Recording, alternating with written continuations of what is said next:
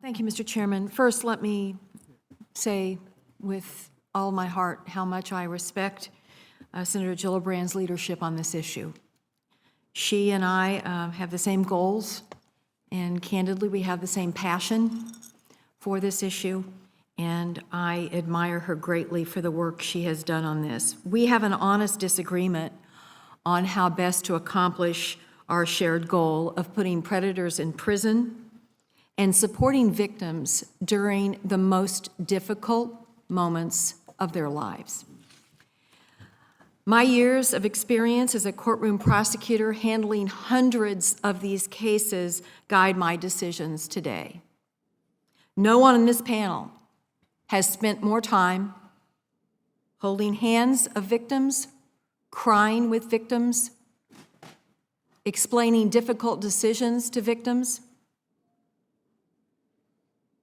And no one has more often looked a jury in the eye and asked them to take away the freedom of someone who has been accused of rape or sodomy.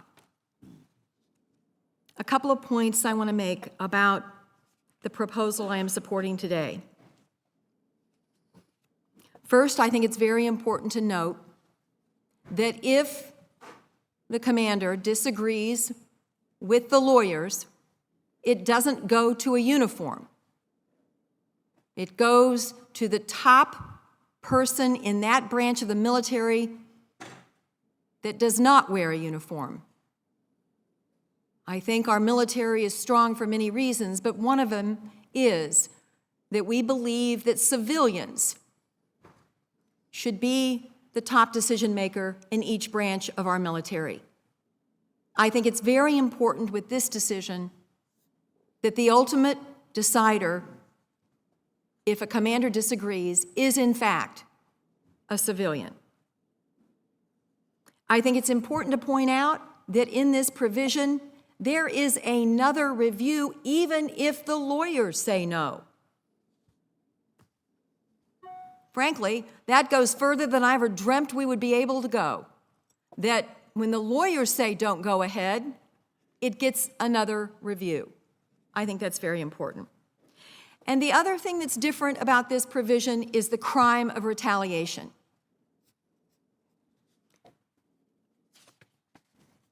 We have heard no evidence that there is data that supports the notion that commanders are refusing to move forward when advised to move forward by their legal advice.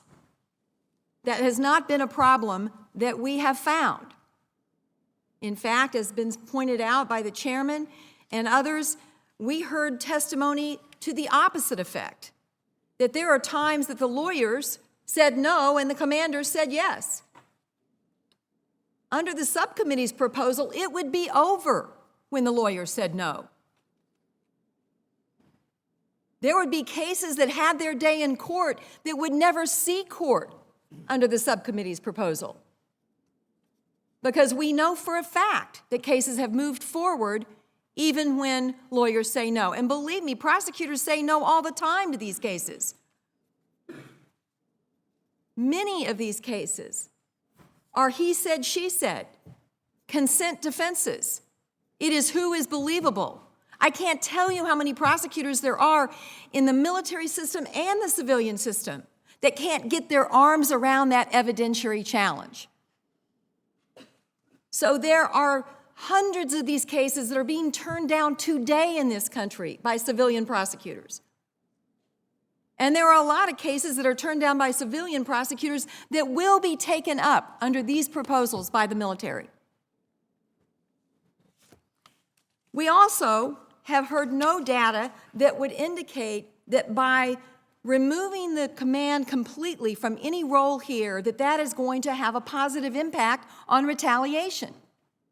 If you look at the surveys, a lot of the victims talk about retaliation.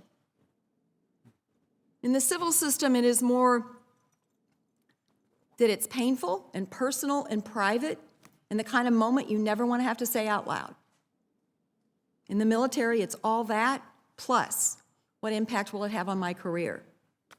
So what I really try to look at is where would the victim be most protected from retaliation? A victim goes back into the unit. Are they more protected from retaliation if this case is going to trial because some outside prosecutors that nobody knows said it should? Or are they more protected from retaliation when the commander of that unit says, we're going to court-martial, we're having a trial? I can make a strong common sense argument that the latter is true, not the former. Not only does common sense tell me this is true, it is also what I've been told in numerous conversations with military prosecutors and with victims. I honestly do not believe that the chain of command at the disposition phase, which in the military means at the beginning, not at the end, is not our main problem. Our main problem is the military doesn't even know how many rapes and sodomies they have. They have no idea, because the only anonymous information they're gathering is under the broad title of sexual contact. So people anonymously are saying whether they've had unwanted sexual contact. Well, that could be a lot of things that are not criminal and that are certainly not rape and sodomy. So first, we need accurate data as to how big the problem is, and then we have to make sure that the mission that the chairman referred to is getting after that. It is a lack of focus on supporting victims that is the problem. It's a lack of resources of high-level investigations. It's an inability to track offenders because of restricted reports. I got news for everybody. It is very unusual for anybody to do this one time.